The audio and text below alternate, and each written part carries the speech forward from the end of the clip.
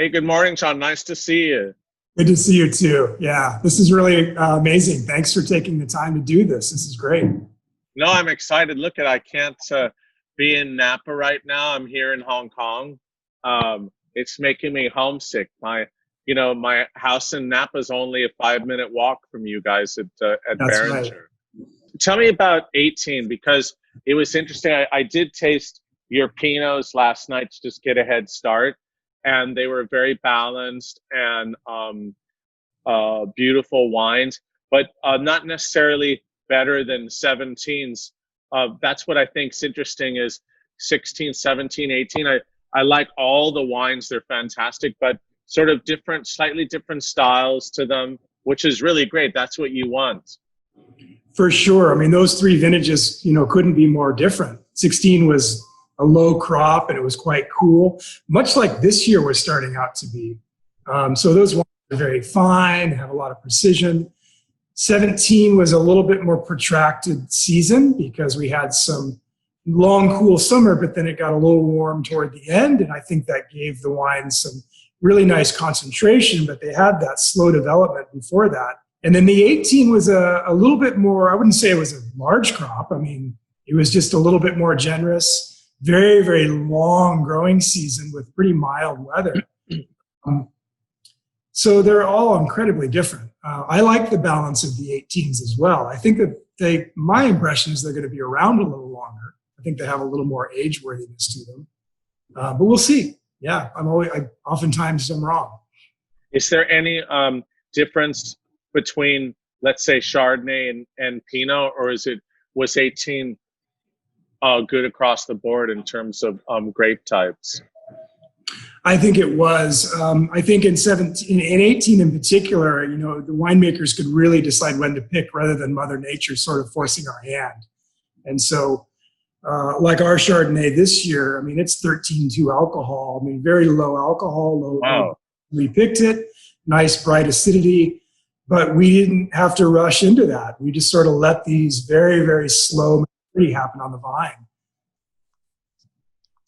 So you're saying that this Carneros Chardonnay, the Grace Benoist Ranch, is only 13.2? It's 13.8. It's that's not, that's pretty low, and it really has a nice sort of medium body to it, but with a really nice density in the center palate. I think that this vineyard affords us that type of balance and that type of really nice maturity at low bricks to allow me to make a wine like this. So there's no new oak, there's no malolactic. Oh, that's a beautiful wine. Let's quickly try the Rosé. Sure. This is the second vintage of a wine that we created from our vineyards down in Santa Barbara County. Both the North Canyon Vineyard in the Santa Maria Valley, as well as a little bit from the Fiddlesticks Vineyard in Santa Rita Hills. Mm-hmm. So just, we do make a very small amount of an estate Rosé of Pinot Noir that nobody can get, and that just makes people angry. So this gives us the opportunity to make a wine that we can distribute across the country. And it has some phenolics too. Like you're not trying to make a super light colored. It's almost like a light red in a way, Yeah, which is a juxtaposition to the estate Grace wine. This one does have a little traction. Now we go to the straight Grace Benoist Ranch estate. Okay. Yeah, so this is essentially the blend of the best blocks across that ranch, or best vineyards. Ranch itself is about 1,500 acres total, 500 planted in small little vineyards, and this really is a representation of the entire ranch. It's quite opulent, but at the same time, it stays focused and relatively tight. Yeah, it's quite volcanic geology out there, and quite cool. It's just really between the Sonoma Wind Gap and Sonoma, or the Petaluma Wind and Sonoma, really up in those hills. So just the geology and the wind and the cool air out there, I think, really help with that depth and the structure. It really has a special sort of pomace character to it that and also that sort of black and white pepper, which I think yeah, is that volcanic thing. Okay, let's go to Deer Camp then. So Deer Camp is one of the single vineyards on the estate, so it would be represented in the Carneros blend. But this is this very rather steep southwest-facing hillside on a very stony loam soil. It's protected from, it faces Petaluma, so you really get a lot of the breezes coming across. Oh, okay. But it's protected from the real gap. So it gets the longest duration of sunshine on the ranch, but also a lot of the wind in the afternoon.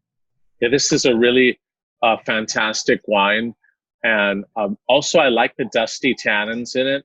And they're pretty, they're medium grain too. This wine, what I like about it, it's pretty understated. Mm. Okay, so now we're on to the Laniger.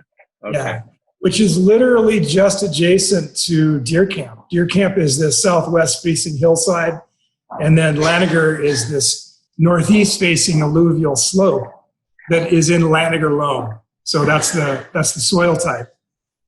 It's so different. Like, so different. Is that clone, or do you think more climate soil? Some of it is clone. It's clone 115. But really, what we just see, year after year, is just the difference. You can be literally across the avenue at opposing hillsides and see these very, very different wines. So that was the impulse to want to kind of showcase this side by side with the Deer Camp.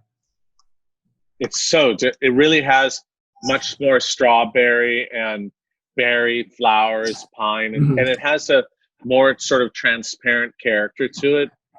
But that seems probably more clonal, but I like how it's so different and equally as interesting. Yeah. To me, the red fruit sort of punch is the 115. Okay, now we're going to go on to the cabs then. Yep, I'm going to switch seats. So 17. So I think a lot of times people forget that as far as Pinot, the Pinots were picked early in 17. So there was, there was never any question really about problems related to the fires.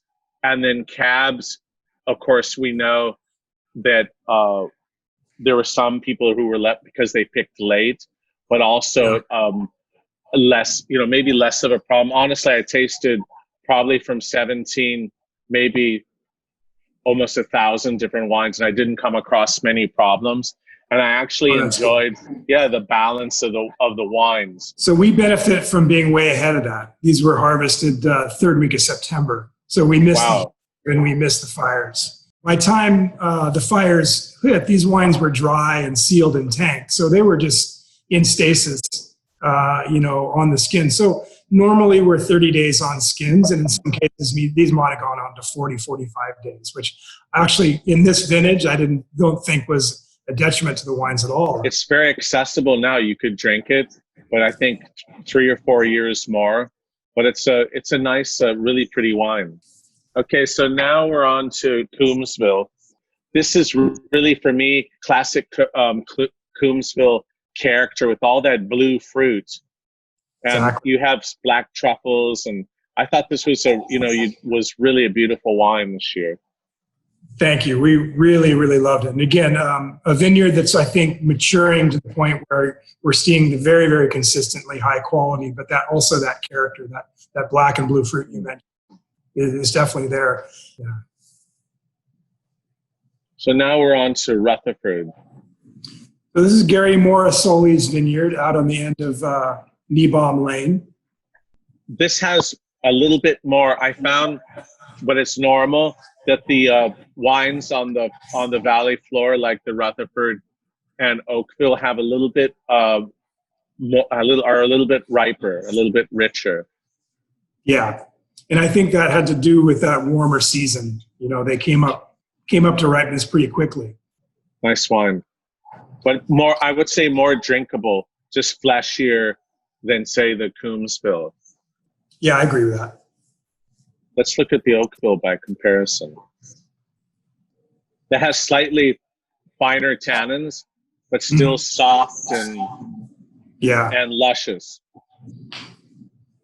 I think that sort of approachability and the lusciousness you had mentioned, I think is really indicative of 2017. Great. Well, Jon, thanks for the the tasting. It was always a pleasure to taste with you, and your wines always show such nice, with such beautiful definition and balance. Great to taste with you. Tasting with you. Yeah. See you in person next time. Yeah, absolutely.